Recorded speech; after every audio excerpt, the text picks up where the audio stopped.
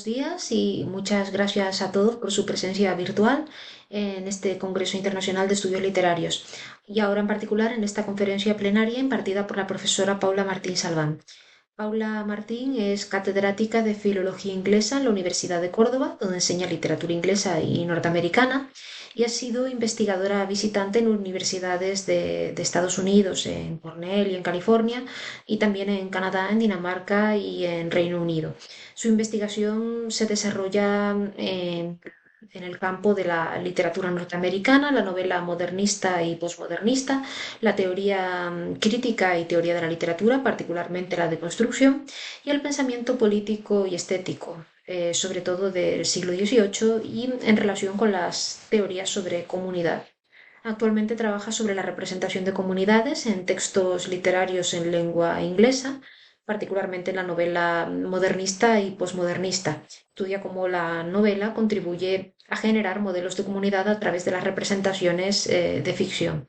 Más recientemente aún investiga sobre las ideas de democracia, secreto y disidencia, en un corpus amplio de autores en el que se incluye Toni Morrison, sobre cuya obra nos va a hablar hoy, y sobre quien ha publicado diferentes trabajos en Critique, Theory Now, Palgrave, Bloomsbury, Brill y Routledge. Por todo ello, agradezco a la profesora Paula Martín la aceptación a impartir esta conferencia plenaria en la que nos va a hablar sobre la relación madre-hija en la obra narrativa de Toni Morrison. Muchas gracias, Paula. Les dejo a todos con ella. Hi, my name is Paula Martín Salván. I come from the University of Córdoba, and the title of my presentation is The Mother-Daughter Plot in Toni Morrison's God Help the Child. Now, this presentation analyzes the representation of motherhood in Toni Morrison's last published novel, God Help the Child, from 2015. First, it contextualizes such representation in connection to Morrison's oeuvre, starting from the hypothesis that mother characters in her fiction are always troubled and troubling ones. This is furthered into a wider consideration of the sociological matrix in which these representations originate, with an emphasis on Black feminist thought about motherhood. Against the grain of articulations of motherhood deeply indebted to white American second-wave feminism, thinkers like Hooks, Washington, and Collins have postulated two key views of Black motherhood. First, the refusal to perceive motherhood and domestic work as crippling to female development. And second, the acknowledgement that the institutionalized ideal of the natural mother as a selfless, nurturing being becomes enormously problematic in a racist context. Finally, this presentation takes cue from Marianne Hirsch's seminal study on the mother-daughter plot in order to analyze the narrative construction of the mother character in God Help the Child and its ethical dimension. After identifying Morrison's management of focalization and narrative progression as key narrative devices through which Morrison subverts conventional patterns associated to the mother-daughter plot, the last part of my presentation assesses the impact of such narrative construction on the reader's transforming ethical judgment of the characters and situations narrated. Now, the novel has attracted a lot of critical attention in the years after its publication. A good number of scholarly essays have been published in academic journals, and at least two monographic collections of essays have come out.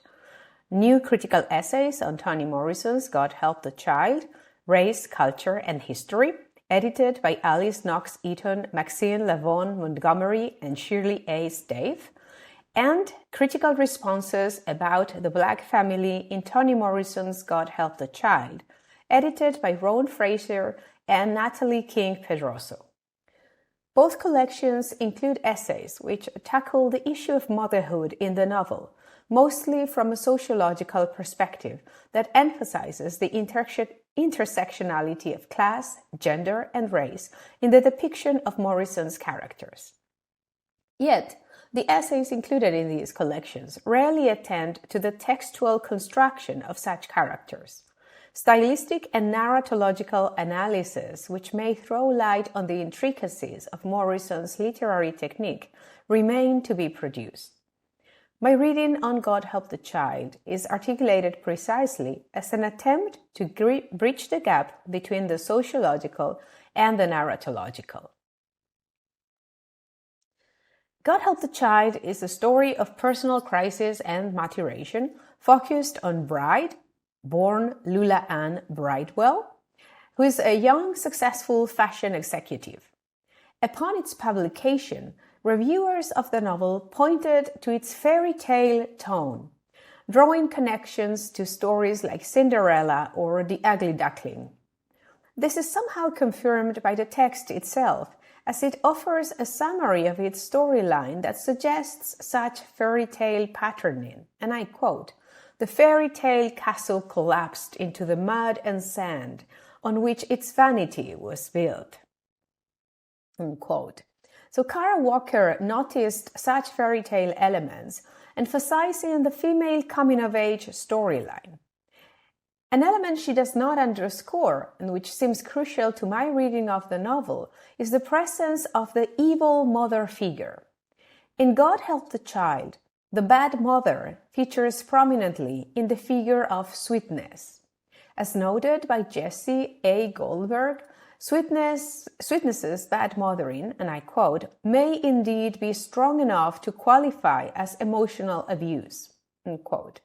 Among her faults as a mother, we may include attempted murder when she presses a blanket over her newborn baby's face, physical punishment, verbal abuse, emotional abuse, or asking her daughter to lie about her witnessing the landlord's abuse of another child.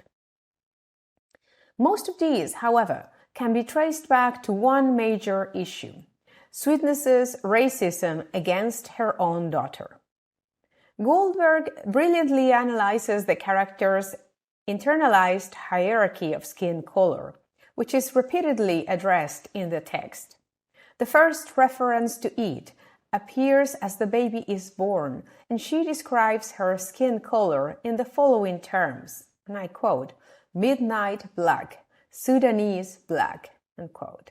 Immediately afterwards, she compares it with her own and her husband's skin color, followed by an account of her family history, marked by her grandmother's and her own parents' passing, which granted them racial privilege. And I quote, "Because of my mother's skin color, she wasn't stopped from trying on hats in the department stores or using the ladies' room." Unquote. Sweetness's hatred of her blue-black skin color, her daughter's blue-black skin color is mentioned both by herself and by Bride as the skin she hated, and then again we read, "Sweetness hated her for her black skin." Now, the issue of colorism features prominently in other novels by Morrison, with Paradise as paradigmatic example of its workings at collective level. Such collective dimension is also addressed by Sweetness in this novel in self-justifying terms, and I quote, "Some of you probably think it's a bad thing to group ourselves according to skin color, the lighter, the better, in social clubs, neighborhoods, churches, sororities, even colored schools. But how else can we hold on to a little dignity?" End quote. Yet, God Help the Child explores in depth the consequences of colorism within the family structure, and particularly through mother-daughter relations.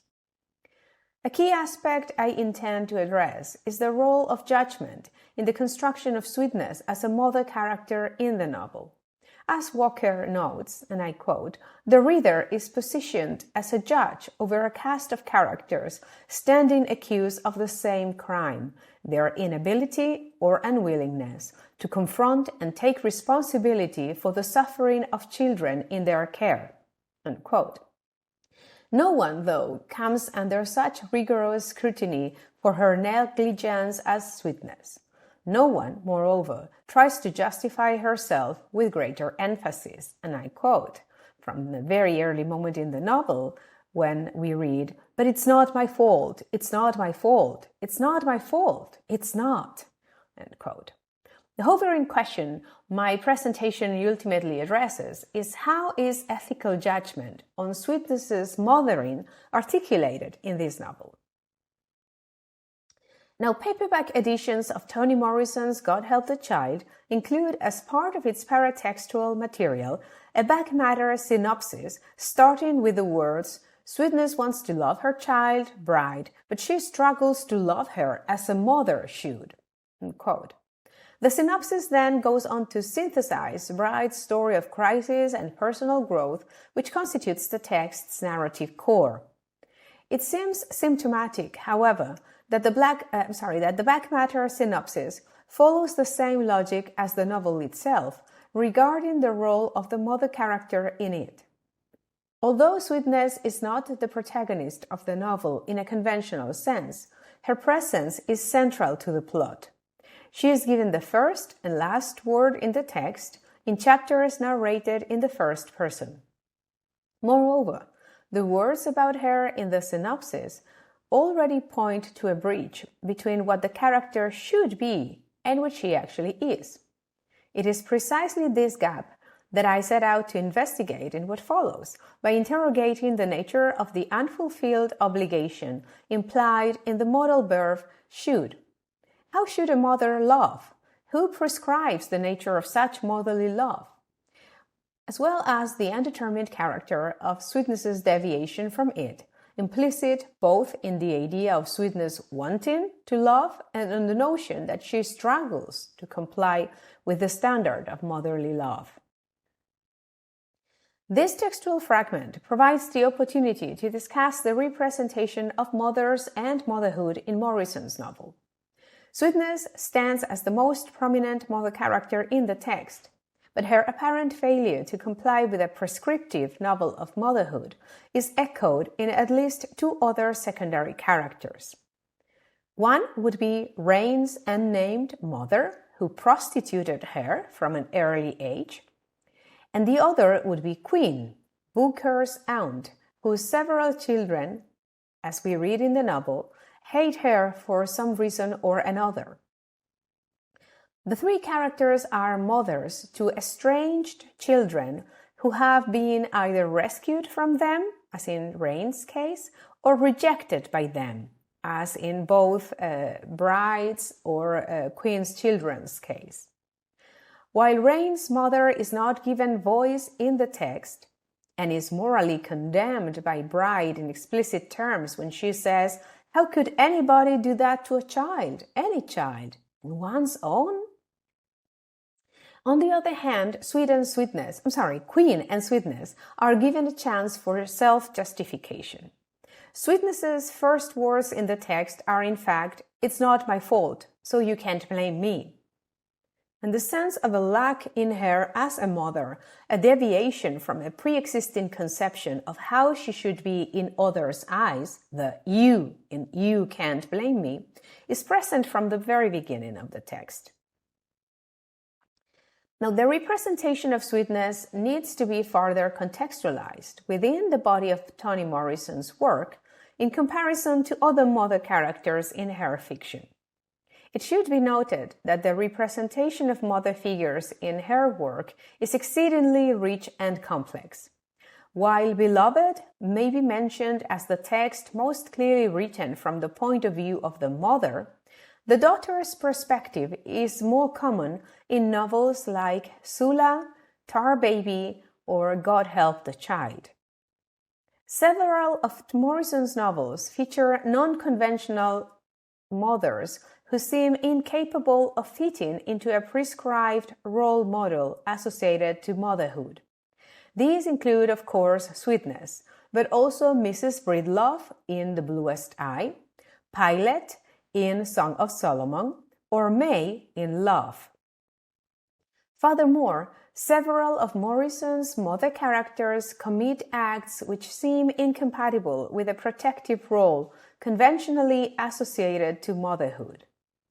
Sethi's killing of her baby daughter in Beloved Florence's mother abandoning her as a child in A Mercy, and Eva's mercy killing of her son Plum in Sula stand as the most prominent examples. Scholarly work on motherhood in Morrison's work is abundant and has recurrently analyzed the subversion of prescriptive models of motherhood in her novels. Authors like Andrea O'Reilly, Paula Eckhart, Moore, and Baxter and Satz point to the incompatibility between prescribed articulations of motherhood and the actual practice of mother work as the root of dramatic conflict in Morrison's fiction. And I quote from Baxter and Satz, "Her work cultivates an examination of Black motherhood that counters motherhood performed and advocated by the dominant culture." End quote.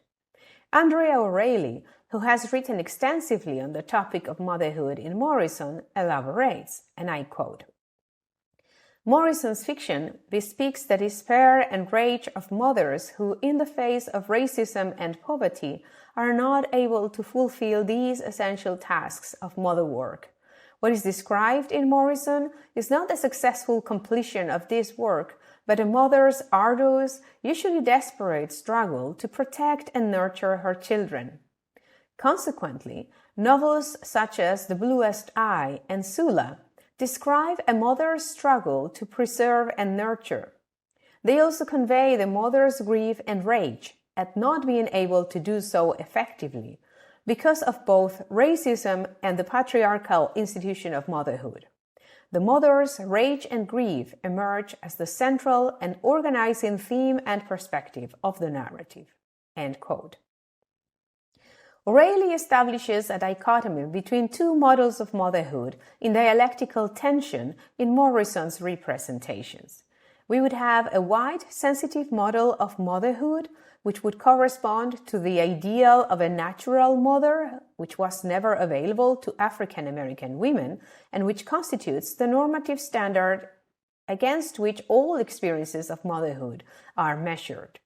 And this is opposed by a preserving model of strict mothering, in which the mother abandons the loving, nurturing role for the sake of granting the survival of her offspring in a hostile environment in near Darwinian fashion. The critical models proposed by O'Reilly, Baxter and Satz, and Moore identify the social conditioning that shapes mother characters in Morrison's work in the intersectional oppressions that create bad mothers, and point to how Morrison, in Baxter and Satz's terms, advocates the importance of mothering as she highlights the effects of loss and anguish caused by its absence. End quote. Moore, whose work focuses on the nurturing maternal as an empowered and empowering figure, warns against a potential form of victim blaming lurking in criticism of Morrison's depictions. And I quote, "Problematizing Morrison's maternal characters for the social and political pathology in society that she has them confront is akin to blaming the victim.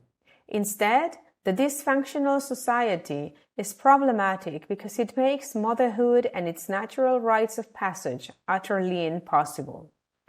This aligns with the evidence offered by Patricia Hill Collins on how, and I quote, framed through this prism of an imagined traditional family ideal, U.S. Black women's experiences and those of other women of color are typically deemed deficient."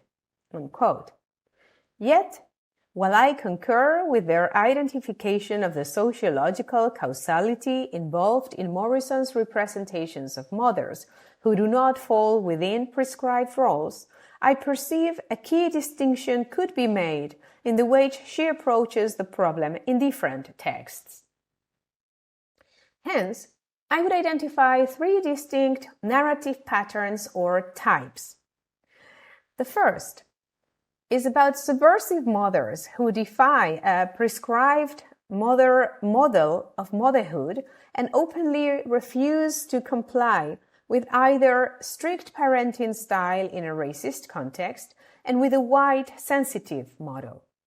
Pilate in Song of Solomon stands as the epitome of this type, although traces of it may be identified as well in the portrayal in absentia of Wilde in Jazz. Often seen from the perspective of their offspring, they are perceived as failed mothers precisely because their mothering style is incomprehensible in their social context. Even if they are eventually vindicated, justified in the text, they remain troubling figures.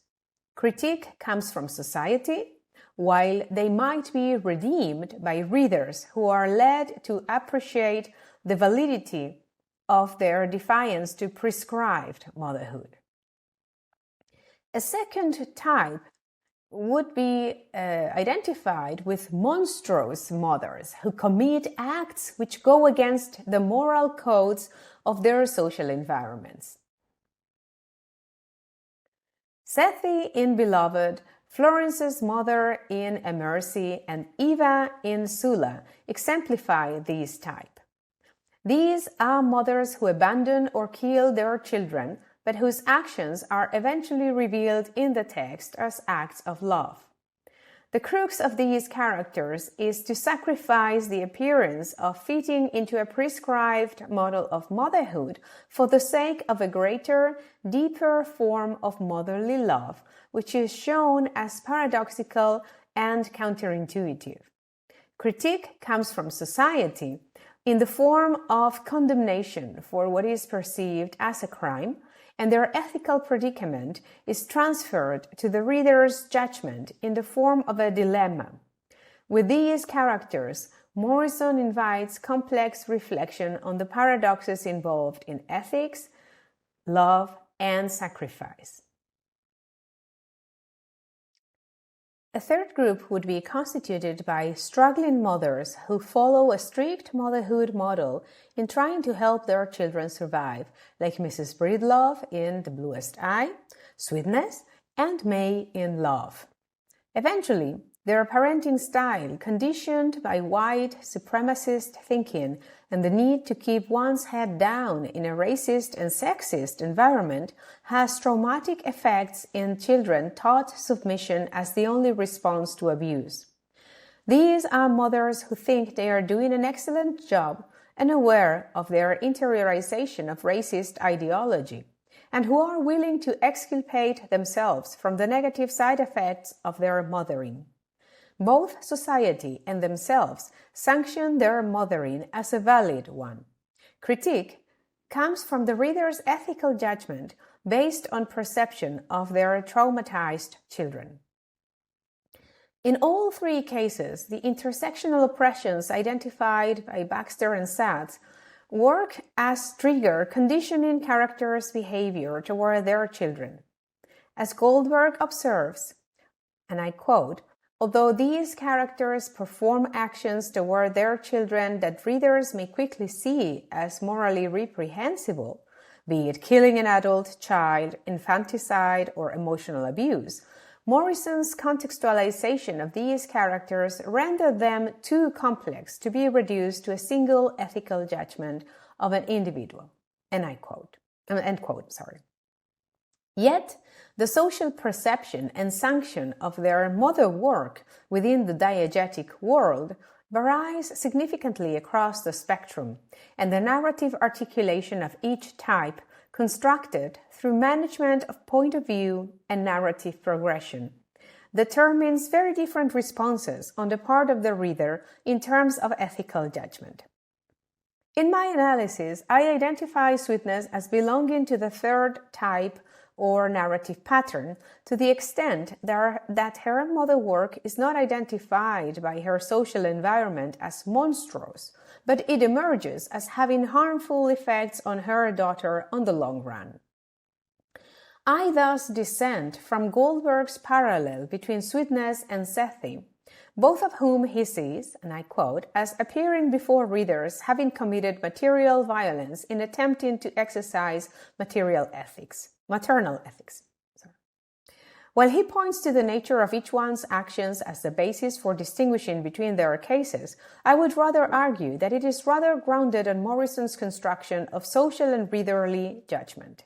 In Beloved, Sethi's act is nearly universally condemned by those around her, including the white slave owners, the black community, and Paul D., whereas readers are afforded a view of the situation that allows us to understand Sethi's predicament and to conclude with Morrison that it was absolutely the right thing to do. In God Help the Child, the lack of negative judgment by society within the diegetic world is countered by the daughter's perspective of sweetness and by the reader's ethical judgments based on it. In other words, we may tentatively claim that sweetness does not seem a bad mother, but the narrative reveals her as being one. She is, so to say, a covert, monstrous mother. Now, as Paula Eckhart argues, and I quote, in general, maternal subjectivity, which presents the experiences of pregnancy, childbirth, breastfeeding, and motherhood from the mother's perspective, has not had a visible place in the history of written culture. End quote. The opening chapter from God Help the Child seems written to counteract such absence by offering a visible narrative of several of those elements, childbirth, breastfeeding, and the education of a child, from the mother's perspective. The nature of such account by sweetness deviates significantly from idealized models which put the stress on the selfless, nurturing mother figure. Thus, the moment of childbirth is narrated in terms stressing the mother's lack of active participation in it, and I quote, "An hour after they pulled her out from between my legs." So we see how this is something in which sweetness has no agency, really. Then breastfeeding is soon rejected by the mother on the basis of estrangement from her child. And I quote again, "Nursing her was like having a pickaninny sucking my teat. I went to bottle feeding soon as I got home." Quote. And education, finally, is narrated by sweetness in terms that repeatedly emphasize how her mother work is conditioned by the dangers she feels her daughter will be exposed to as a consequence of her skin color. And I quote, "Her color is a cross she will always carry." Unquote. On page 6 of the text, Sweetness relates how she asks her daughter not to address her as her mother with the argument that it was safer. An echo of this is to be found in a later chapter narrated from Bride's perspective as she recalls the apartment they lived in during her childhood. It would be hard finding a location in another safe, meaning mixed, neighborhood. Quote. A question may be posed as to whose safety is being advocated, particularly as we read on Sweetness's explanation, and I quote, "Being that black and having what I think are two thick lips calling me mama would confuse people." Unquote. Just a few lines earlier, Sweetness has fantasized with the idea that people might think, upon seeing them together, that she could have been the babysitter if our skin colors were reversed. End quote. The opening chapter of the novel, narrated by Sweetness, offers ample evidence of how her mothering style has been determined by the sociological matrix of racism. Thus, while Sweetness struggles to justify herself as a good mother trying to protect her child in a racist environment, the reader is allowed to glimpse into the devastating effects that her interiorization of colorism has on the long run. Bell Hooks has written specifically about the experience of Black mothering in the influential essay Revolutionary Parenting from 1984. Hooks' essay may be understood as a response to how second-wave feminism in the United States tended to codify women's liberation in opposition to the natural mother ideal. She introduces the racial dimension into the feminist debate on the institutional articulation of motherhood, thus adopting an intersectional approach. Hooks calls attention to how the social context for most African American women in the USA prevented such tension between work and motherhood as incompatible terms, and recodifies motherhood and the context of family as humanizing labor which reaffirms identity. Black women, she claims, are rarely represented as loving, nurturing figures, so that the natural mother role, which the white feminists rejected because of its narrowing of women's capabilities, is vindicated as an empowering tool. Going back to the dichotomy established by Andrea O'Reilly between two models of motherhood in dialectical tension in Morrison's representations, we may observe that the white sensitive model of motherhood would correspond to the natural mother ideal, which, as Hooks argued, was never available to African American women. This is opposed by a model of strict parenting in which the mother abandons the loving, nurturing role for the sake of granting the survival of her offspring. These models could be recodified through the opposition between sentimentalism versus materialism. This is at the heart of E. Francis White's observation about the impossibility of ignoring the mother's voice in African American women's writing. And I quote, "How dare we admit the psychological battles that need to be fought with the very women who taught us how to survive in this racist and sexist world? We would feel like ungrateful traitors." Quote. Sweetness, in her own words, is precisely one of those mothers keen on teaching her daughter survival. And I quote, "Things got better, but I had to be very careful in how I raised her. I had to be very strict. Lula Ann needed to learn how to behave, how to keep her head down, and not to make trouble. See, if I hadn't trained Lula Ann properly, she wouldn't have known to always cross the street and avoid white boys," she says. One could consider, however, the extent to which mothers who teach their daughters submission as a strategy for survival are reproducing, because having interiorized, the logics of white supremacist ideology. As Collins argues, and I quote, "A mother can foster her children's oppression if she teaches them to believe in their own inferiority." End quote. This would amount to admitting the inevitability of the material conditions in which Black women have to be raised. Both in The Bluest Eye and in God Help the Child, Morrison deals with the problem of interiorized colorism in connection to motherhood. But although Morrison deals with the problem of interiorized colorism, although Morrison may be critical with such interiorization, she confronts her reader with the difficulties of finding an alternative to such an apparent defeatism on the part of the mothers. It is in this sense that her representation of motherhood can be said to articulate a constant ethical dilemma identified by Collins. And I quote, "U.S. Black mothers of daughters face a troubling dilemma. Mothers may have ensured their daughters' physical survival, but at the high cost of their emotional destruction." End quote. While the reader's ethical judgment on Florence's mother in A Mercy or Sethi in Beloved may be transformed as a consequence of our reinscribing their behavior as truly ethical despite appearance of paradox, the cases of Mrs. Breedlove and Sweetness seem to me more complex precisely because they offer less extreme versions of the paradox of monstrous motherhood. With them, Morrison seems to be breaking a major taboo regarding the representation of motherhood, as their anger is directly turned on their children because of the threat to survival they pose.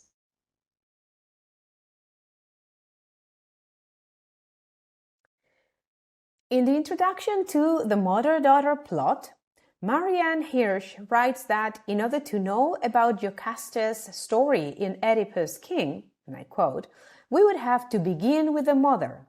End quote. To begin with the mother is precisely what Morrison does in God Help the Child. This is a text otherwise constructed from a daughterly perspective from its very title, as it alludes to the child as a figure of vulnerability and precariousness in need of divine assistance. In this sense, The novel seems to comply with a tendency identified by Daly and Reddy in narrating mothers, in texts which do, and I quote, begin with the mother in her own right, from her own perspective, but seldom hold fast to a maternal perspective.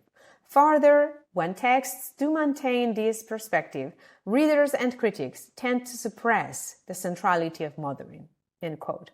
Yet, I would argue that Morrison's management of narrative structure complicates in significant ways any attempt to read the mother out of the text. A detailed analysis of God Help the Child's textual organization may be quite productive for the identification of Morrison's management of perspective in it. This novel features a narrative pattern which Toni Morrison perfected over the years, from Paradise to the sequence of shorter later novels including A Mercy, Love, and Home.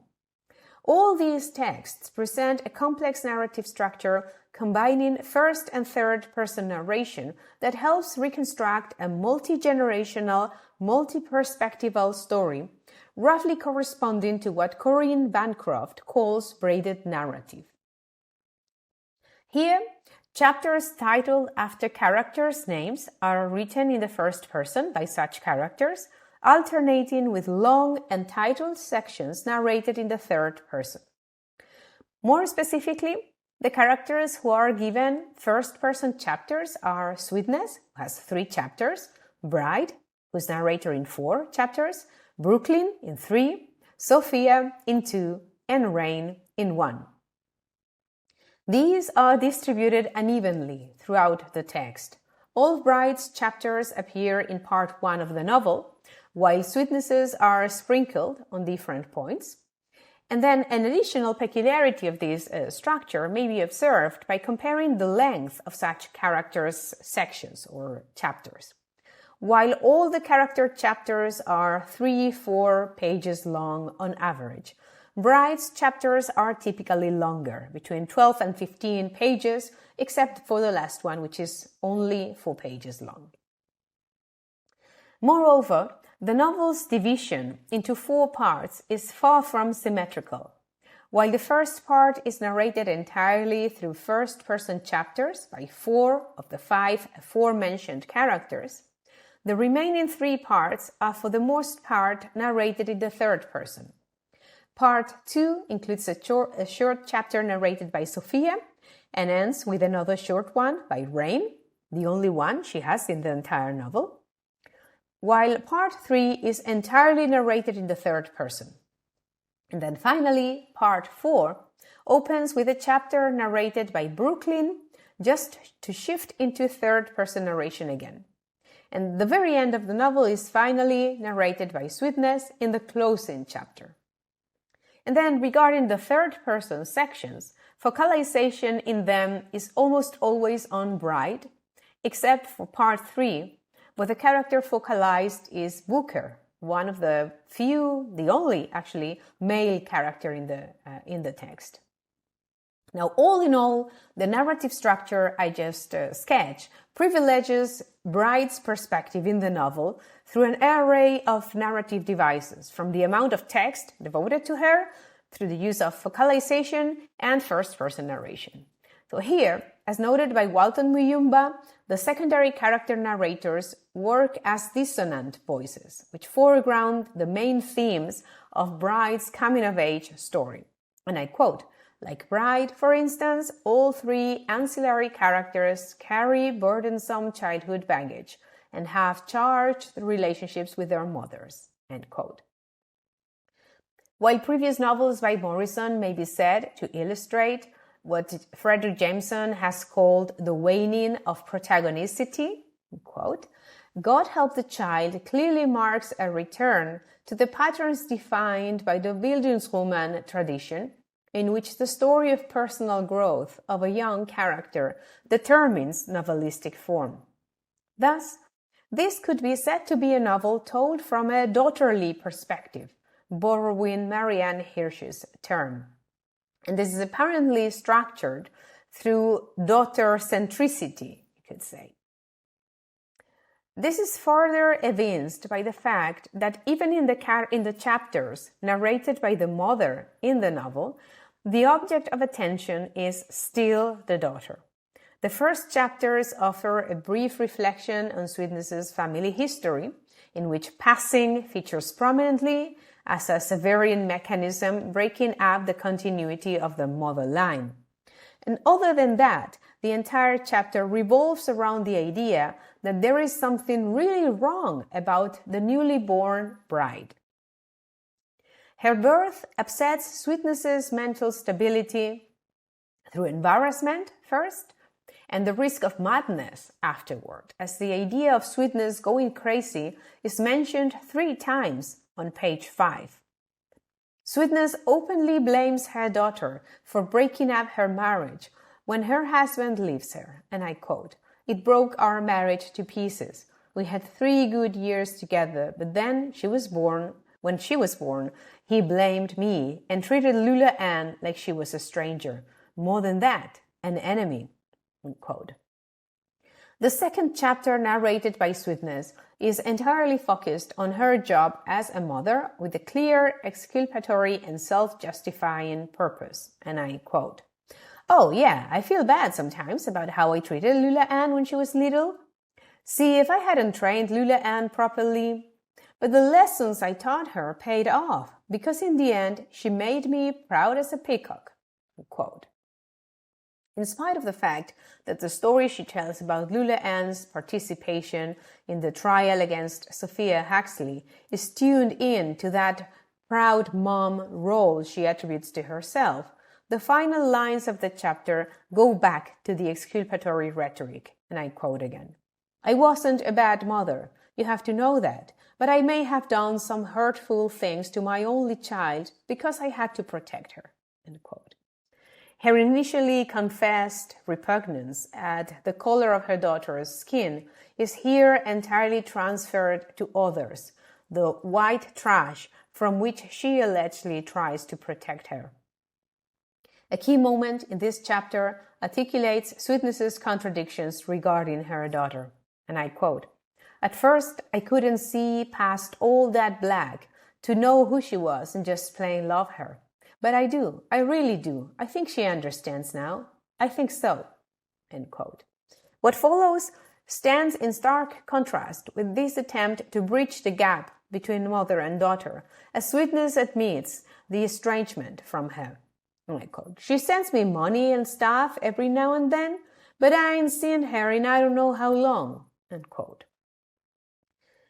When she is once more given voice in the closing chapter of the book, such estrangement is confirmed, and any illusion as to Bride's understanding of her mother's love is discarded. And I quote again, "So I guess I'm still the bad parent being punished forever till the day I die for doing the well-intended and in fact necessary way I brought her up. I know she hates me." Quote. And at this point, Sweetness is living in a nursing home, replicating a recurrent topos in Morrison's fiction. In her reminiscence about bringing up Bride, she is revealed to contradict herself by talking about regret, but simultaneously trying to appropriate Bride's success in life as an outcome of her upbringing. And I quote once more, "Still, some of my schooling must have rubbed off. See how she turned out? A rich career girl. Can you beat it?" End quote. So as we read Bride's side of the story, it becomes clear that even if Bride may have come to understand her mother's motives in treating her the way she did, she has not forgiven, least of all forgotten. At no point is Sweetness's work as a mother given a hint of appreciation on Bride's part. The first time Sweetness is mentioned by Bride in the text is in the second chapter narrated by her in part 1. As she recalls the moment of her testimony in the trial against Sophia Huxley, Bride recalls herself looking for her mother's reaction, which is described in positive terms, signaling her approval. And I quote, "I glanced at Sweetness. She was smiling like I've never seen her smile before." End quote. Already in this initial reference, we register the fact that bride refers to her mother with her first name, rather than as mother, mom, mama, anything like that. And this actually matches Sweetness's own statement in the opening chapter that she told her to call me Sweetness instead of mother or mama. Sweetness's reaction in the aftermath of the trial is depicted in Bride's words as, and I quote, kind of mother-like. This is the only time she comes close to referring to her as mother. Her narrative recurrently points to Sweetness's deviations from the prescribed motherly role, an aspect emphasized by negative syntactic and semantic patterns. When she holds Bride's hand upon leaving the courthouse, she observes, "She never did that before, and it surprised me as much as it pleased me, because I always knew she didn't like touching me." Quote. Later, Bride observes, and I quote again, that Sweetness never attended parent-teacher meetings or volleyball games. Unquote. She refers to her mother as, quote, a mother who avoided physical contact whenever possible, quote, and evokes memories of impossible mother-daughter bonding. And I quote once more. Bride quickly dashed a bright memory of Sweetness, humming some blues song while washing pantyhose in the sink, while Lula Ann hiding behind the door to hear her. How nice it would have been if mother and daughter could have sung together. Unquote. Against the backdrop of such scene, the rest of Bride's memories of her mother are connected to a permanent state of fear, and I quote from different moments of the text. When fear rules, obedience is the only survival choice. Like the atmosphere in her mother's house, where she never knew the right thing to do or say or remember what the rules were. And another one, when she talks about being too weak, too scared to define Sweetness. The closest Bride ever gets to concede Sweetness's motherly role is when she compares it to Rain's relation to her own mother, who threw the child out of her house. And I quote, "Why would anybody do that to a child?" Bride wondered. Even Sweetness, who for years couldn't bear to look at or touch her, never threw her out. End quote. She does it in a syntactical formulation which establishes Sweetness at a very high point in the scale of bad mothering, but which does not represent an absolute highest point, which would be occupied by Rain's mother.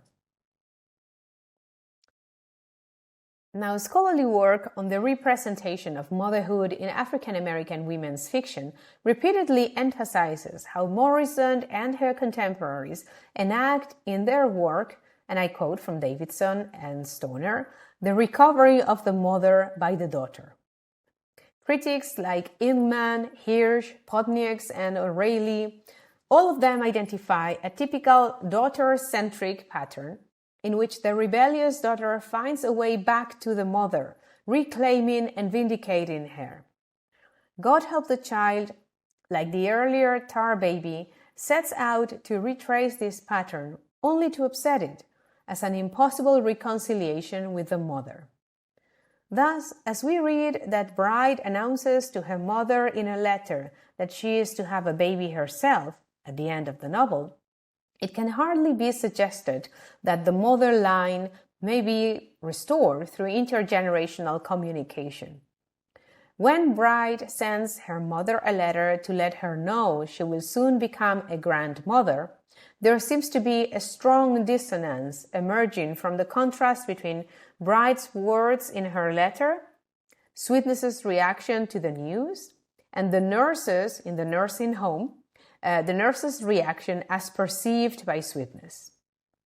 So Bride's note first hints at reconciliation and an expectation of empathy on Sweetness's part. We read, "Am too thrilled and hope you are too." Unquote. Sweetness's reaction, however, removes any sentimentality from the news and is codified in terms that suggest opportunism and even strategy on Bride's part. And I quote, "Now she's pregnant. Good move, Lula Ann." End quote.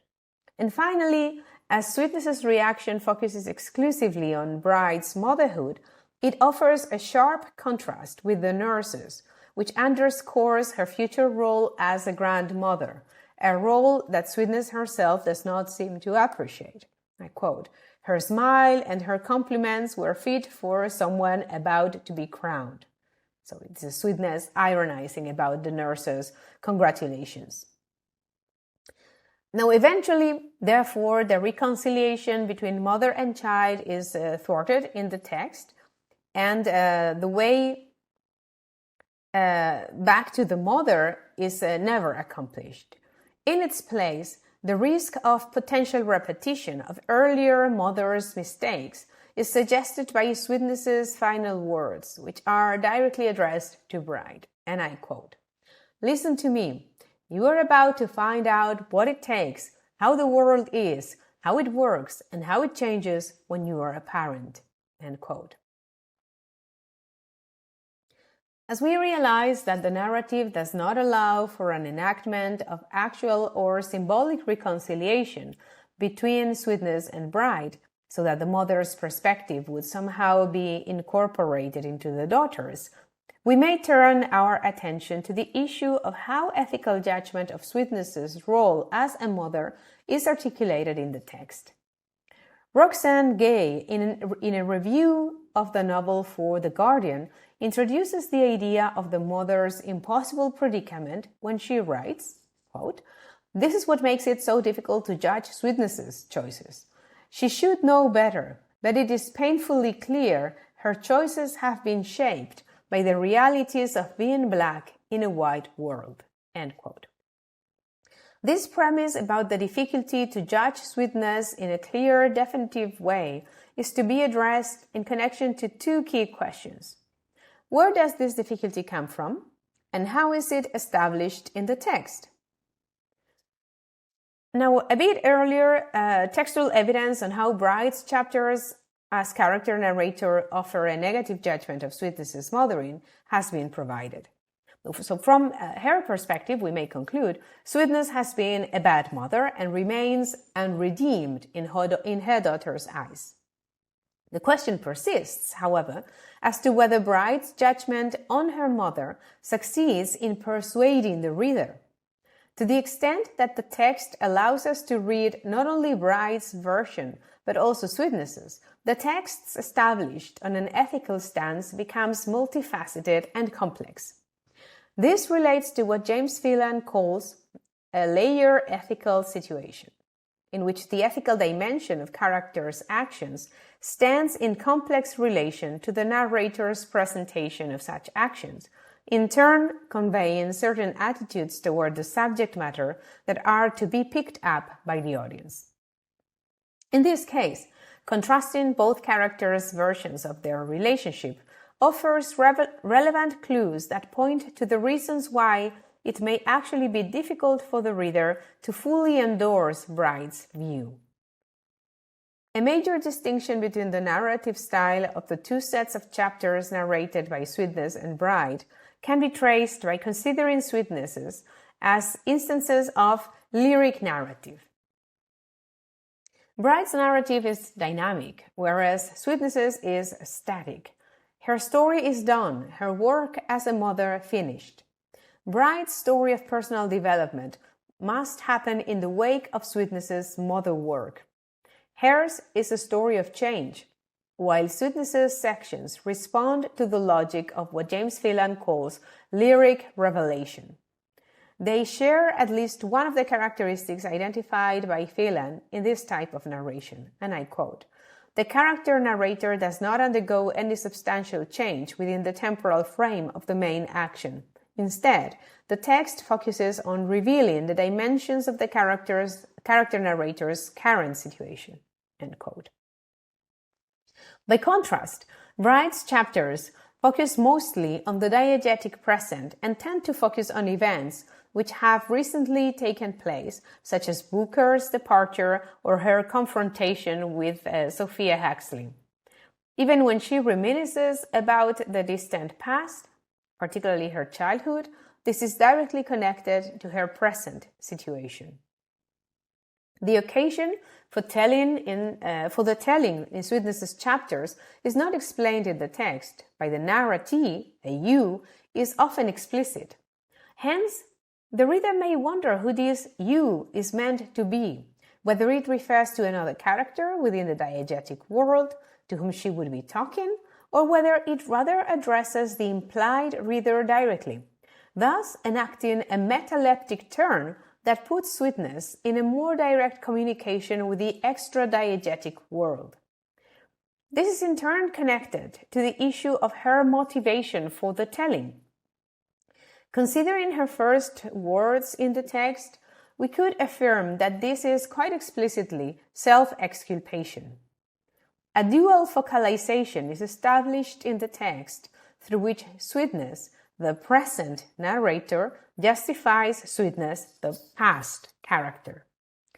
Thus, her discourse ranges between self-justification, regret, minimizing her faults, as when she says all the little things I didn't do or did wrong. Also, self-censorship, like she starts saying something and then she will say, no, I have to push those memories away. Or even claiming mental transient derangement, as when she says, I went crazy for a minute. Diversity and reiteration of such self-exculpatory strategies works against her case, I would argue, as their intensity invites the readers to perceive her as untrustworthy. Bright's narrative, on the other hand, works as an accusation, as evidence against the mother, and contributes to setting the reader's judgment against Sweetness. Why? Both because she is clearly presented as the victim of her mother's neglect on the plane of actions, and because of the prominence she is given in the narrative, which invites the reader to adopt the daughterly perspective. Bright's narrative mode is dominated by her resentment about her mother, her developmental trauma, and her longing for love and contact. All of these elements, in turn, help shape her narrative as grounded on the depiction of her maturation process that evolves from the overcoming of the former aspects to the achievement of the later. Beyond the fact of the contraposition of the two opposed narratives, readerly judgment is also shaped through the dynamics of narrative progression. The notion of progression, we should note, affects both the sequence of events narrated as well as the reader's judgment based on it. As Catherine Saunders Nash argues, and I quote, readerly judgments, especially those that occur early in a narrative, are necessarily revisable. Unquote. And therefore, as James Phelan argues, I quote again, just as there is progression of events, there is a progression of audience response to those events, a progression rooted in the twin activities of observing and judging. Unquote. An examination of narrative progression in connection to ethical judgment may illuminate the masterly manipulation of readers' judgment on Morrison's part. The opening of the novel presents Sweetness's racism abruptly, in a way that suggests the readers will be more likely to judge her harshly. No background to the character has been given that somehow would justify her actions or decisions, and the missing information and details and circumstances works clearly against her. Bright's perspective works as middle of the narrative progression.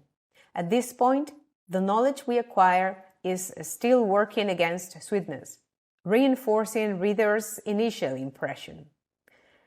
When does our judgment begin to change then?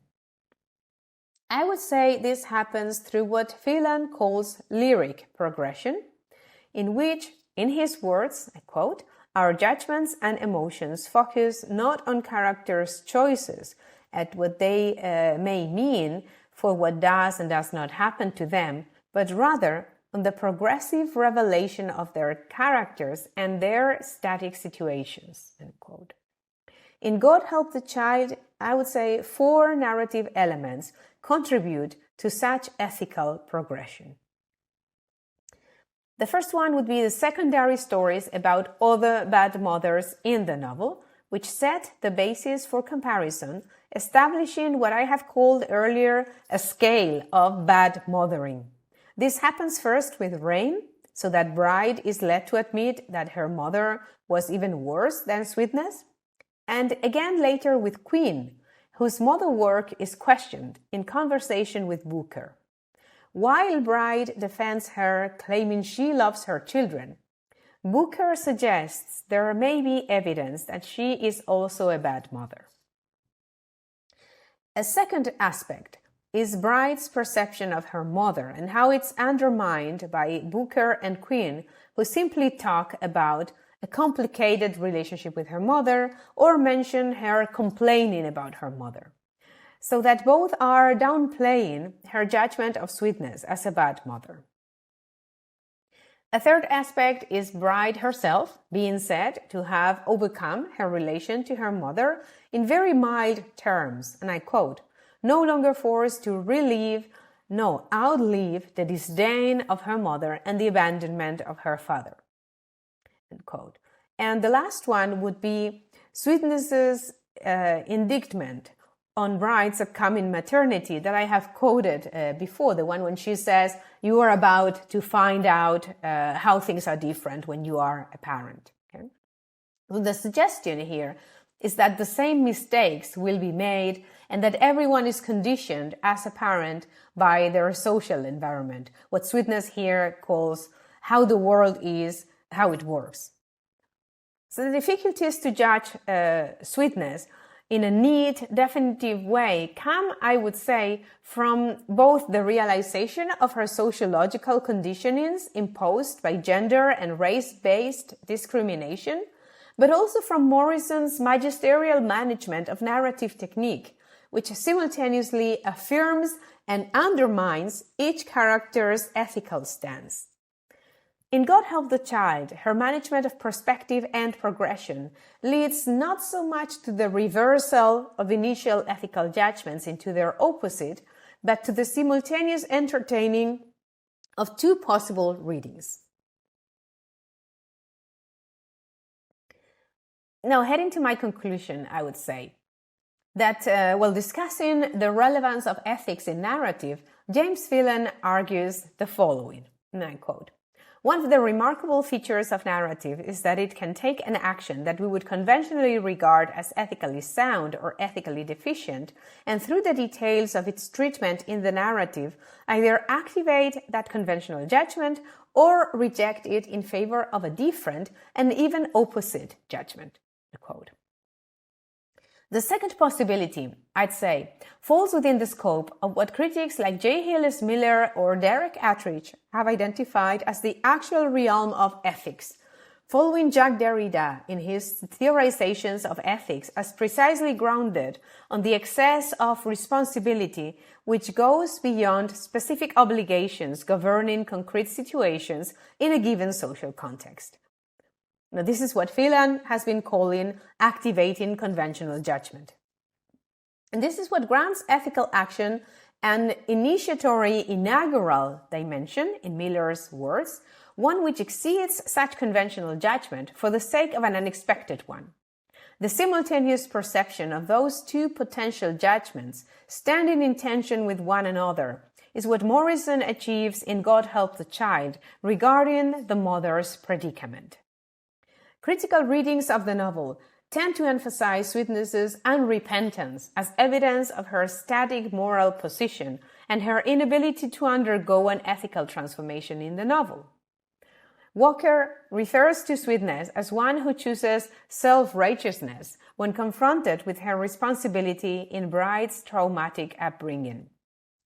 Wilson similarly comments on her being unapologetic, even as she reluctantly admits to being a bad mother.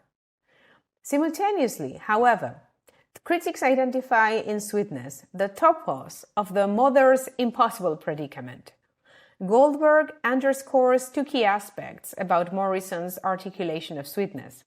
First, that she is perfectly aware of the harmful effects her mothering has. So note her allusion to the fact that what you do to children matters. And second, that in Goldberg's own words, Sweetness does not let the reader forget the stakes of racial subjection in accounting for her own mothering of Bride." End quote. Goldberg argues that within a racist system, the mother's call to protect her children becomes a problematic task, leading mothers to paradoxical use of violence against those meant to be protected.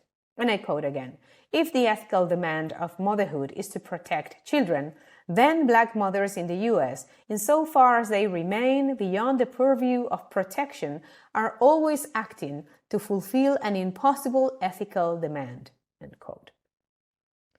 This is acknowledged at large sociological scale by Patricia Hill Collins when she says, and I quote, "U.S. Black mothers of daughters face a troubling dilemma. Mothers may have ensured their daughters' physical survival, but at the high cost of their emotional destruction." End quote. Goldberg elaborates further in identifying the autoimmunitary rationale of Sweetness's mothering, and I quote, "It is in this very effort to protect her daughter that her daughter is experiencing most powerfully the violence of racism." End quote. Now, Morgenstern uses the term maternal ethics in a specific sense to refer to this paradoxical predicament of the mother's call to protect her children, assuming what Derek Attridge calls responsibility for the other. The risk of ethical violence, Morgenstern argues, is present whenever one assumes such absolute responsibility for someone else's life. Thus, she argues, quote, that Morrison's mothers also make traumatically isolating choices that they will never be able to explain to their daughters. These mothers will never be recognized by their daughters for their profound acts of love. End quote. Goldberg argues regarding sweetness that there is no analysis of sweetness that can escape or disentangle the character's ethics from the realities of racism. To reduce Sweetness's colorism to a personal failing is to fail to account for the structuring forces of that colorism. Through the analysis of the sociological matrix in which Morrison's representations of sweetness is inscribed, I have tried to provide precisely such account of the structuring force of colorism and racism in general. By attending to how ethical judgment is constructed in this novel, we realize that limiting sweetness to sociological determinism would be equally reductive, for it would miss the complexity of Morrison's genuinely ethical double vision. The text starts from the earlier models of mother-daughter relationship in Morrison's work, but complicates them in significant ways, eventually leading us to the realization of ethical aporia. At the end of the novel, readers do not find themselves in a position to exonerate sweetness, but we may have come to the realization that the Black mother's predicament in a racist society is an impossible one. Thank you for your attention.